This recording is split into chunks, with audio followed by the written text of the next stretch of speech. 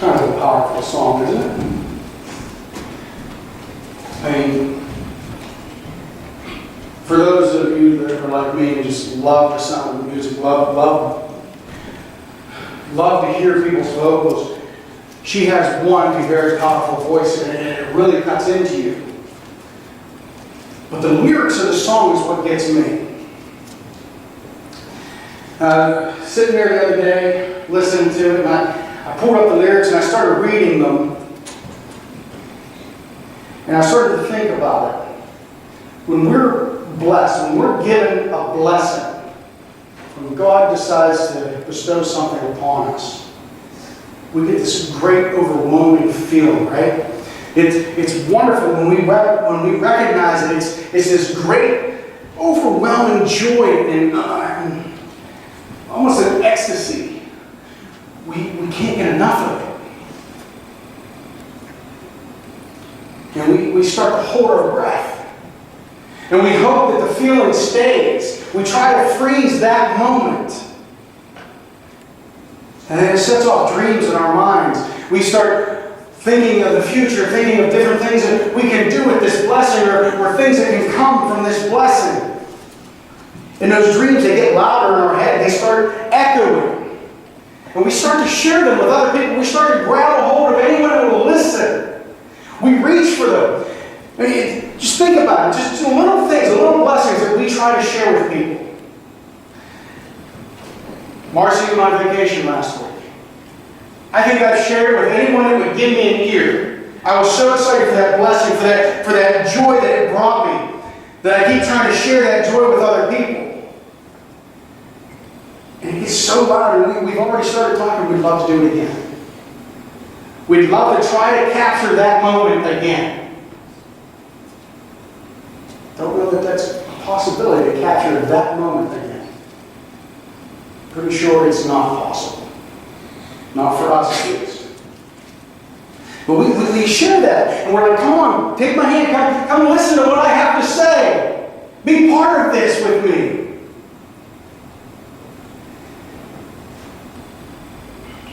It gets to a point where we almost idolize it.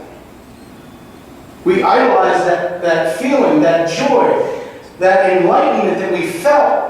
We put that on a pedestal. We start looking at it. Look, we're back to the 10 Commandments. We're back to those first couple commandments. Don't make an idol. And we do it with our everyday life. We make an idol.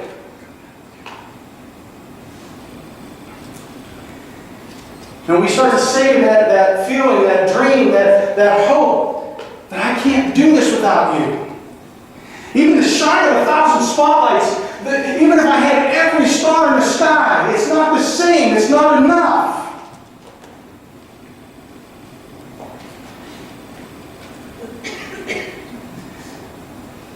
I mean, we compare, as the song says, the towers of gold. And if our hands could hold the whole world, it would never be enough to feel that feeling again.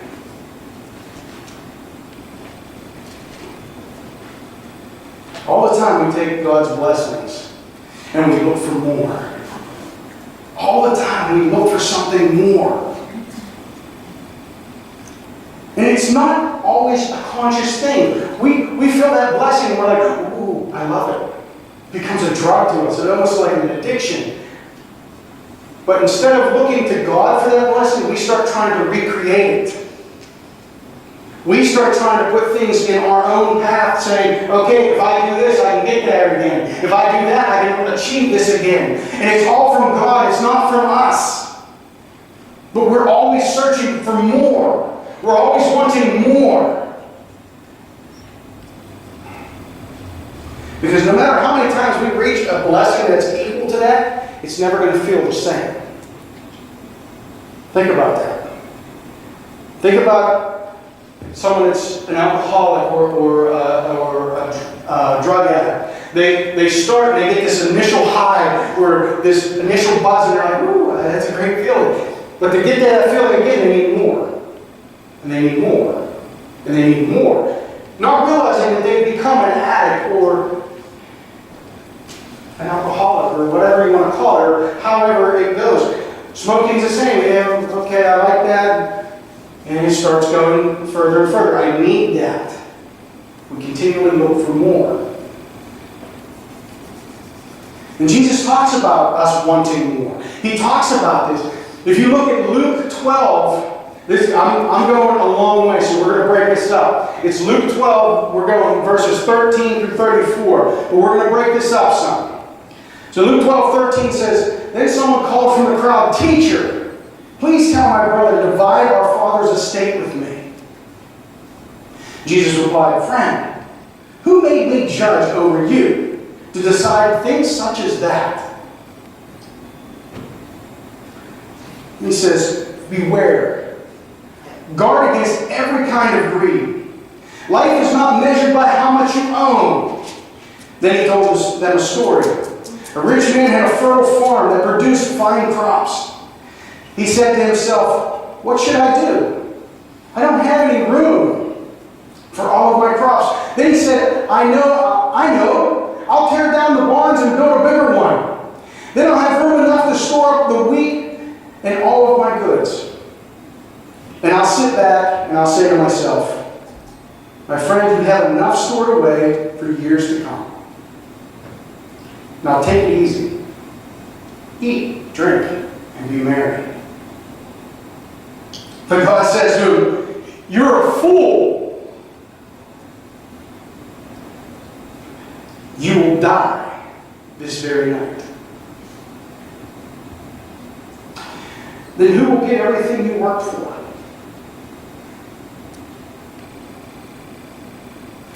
Yes, a person is a fool to store up the earthly wealth, but not have a rich relationship with God. Now this is a passage that we covered on Tuesday night. Marcy was able to break it down real well, and we went back and forth on this scripture. And it speaks volumes, though, because we're always chasing that wealth. We're always chasing something more than what we have. Jesus tells them that without a strong relationship with Him and God, we are poor and we will always be lacking. No matter what or how much we have, we will always be poor without a good relationship with Him. Then he turns to the disciples and he says in verse 22, that is why I tell you not to worry about everyday life. Whether you have enough food to eat or enough clothes to wear, for life is more than food and your body more than clothing. Look at the ravens. They don't plant or harvest or store food in the barns, for God feeds them. And you are far more valuable to Him than any bird. Can all of your worries add a single moment to your life? And if worry can't accomplish a little thing like that, what's the use of worrying on big things? So I'm going to pause there and ask a question. Why does worry not help? Why does worry not help? It's not changing the situation. It's not changing the situation. Anyone else? It's a waste of time. Huh? It's a waste of time. Why? Why is it a waste of time? Because you give it over to God. You focus on the negative. You focus on the negative. You focus on the fear. And that fear is crippling. That fear will paralyze us. And we will make rash and stupid decisions based on fear. We will jump at fear. It's a waste of time. And it puts us in worse situations than we were already in.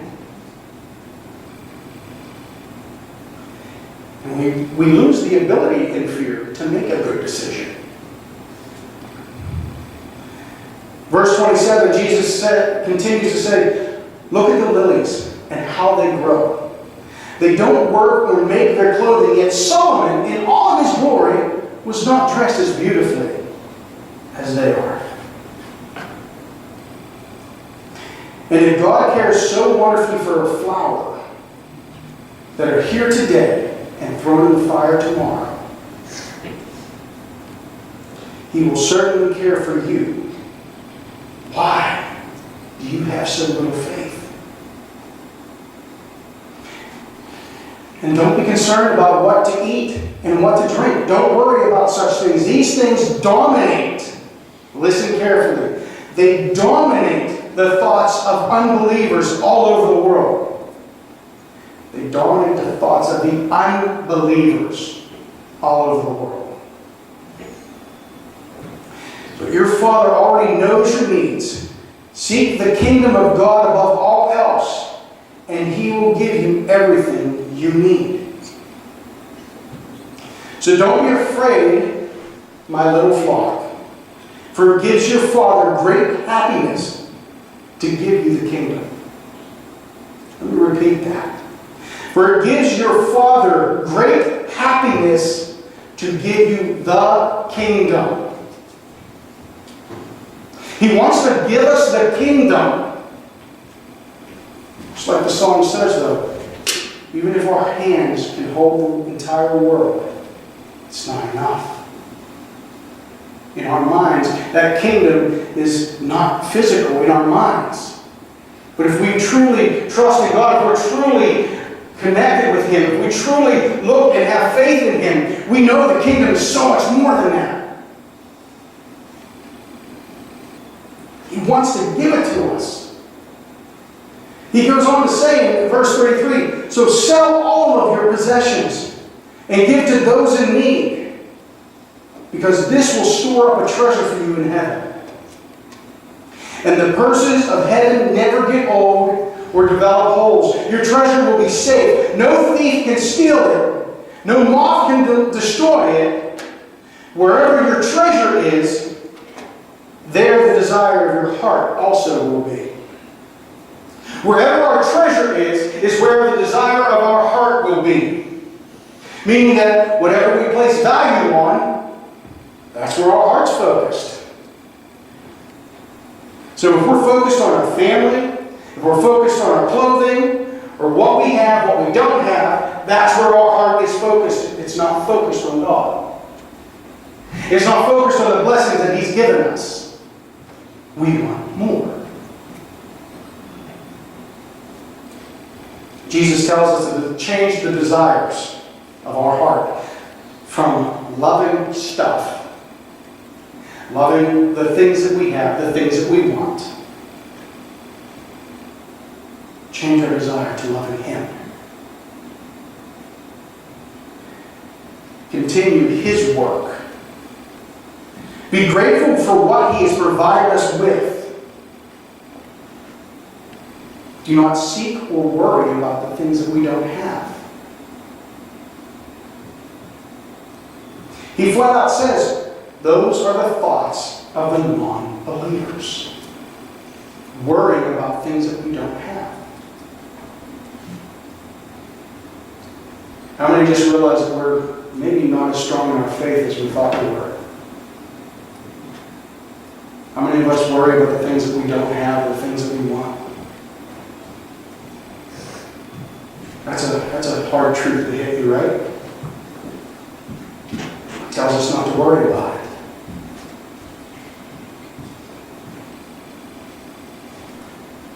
If you are a believer and a follower, you need to start looking to Him for strength.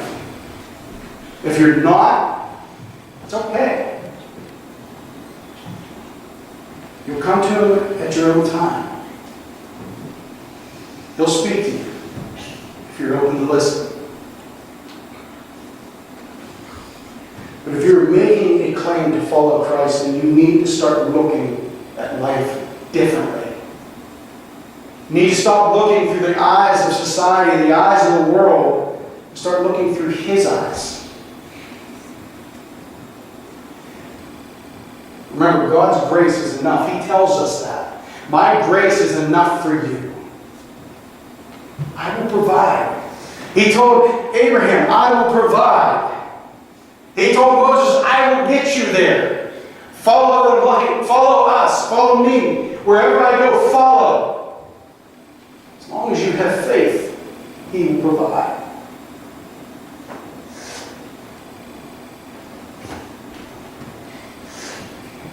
I took the song in the perspective of us in the world. Let's look at the song real quick as God looking at us.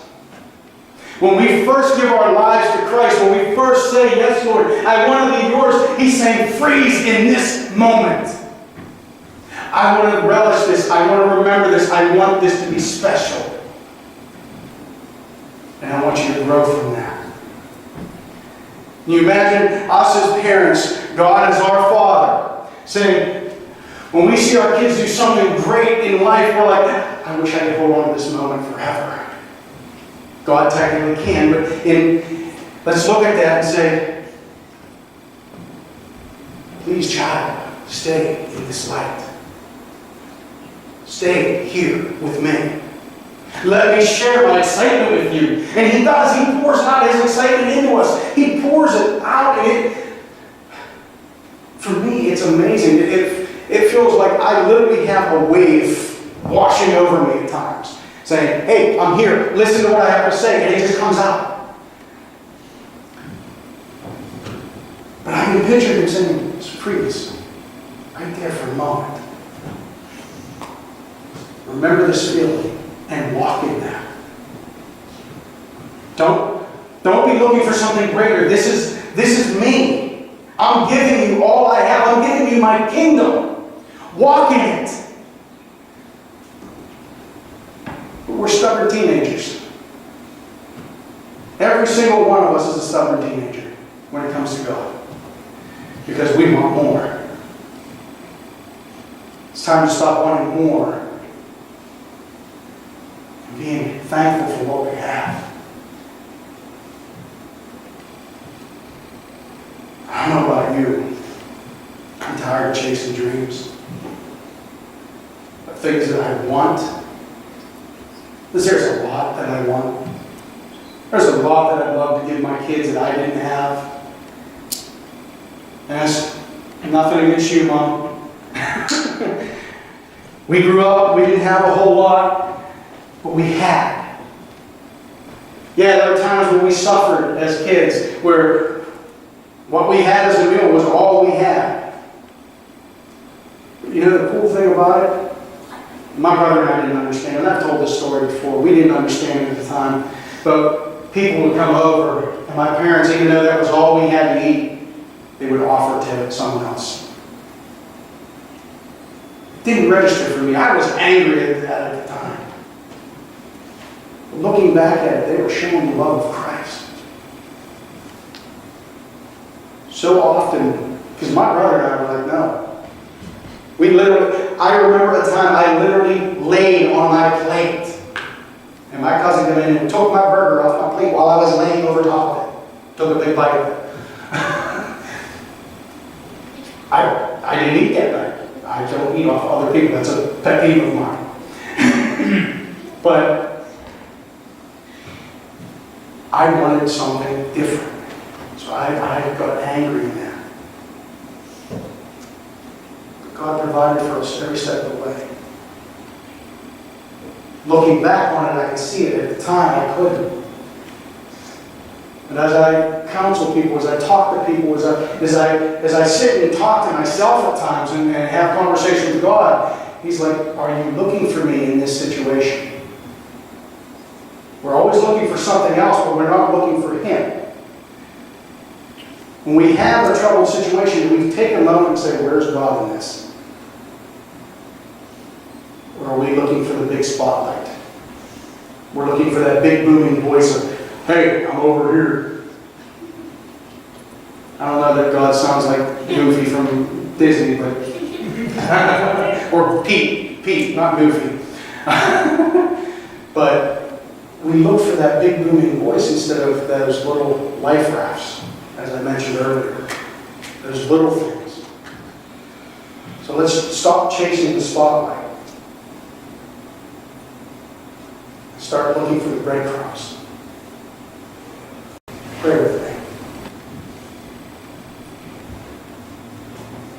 Father, we come to you this morning, and we all have different things that are clouding our minds, that are causing us to look in different directions, things that we're putting up on pedestals, looking at those, saying, that's what I want, that's what I need. But Lord, I ask that you step in today, that you speak into our lives, that you speak into our hearts, that we hear your voice and we turn to you instead of what's on that pedestal.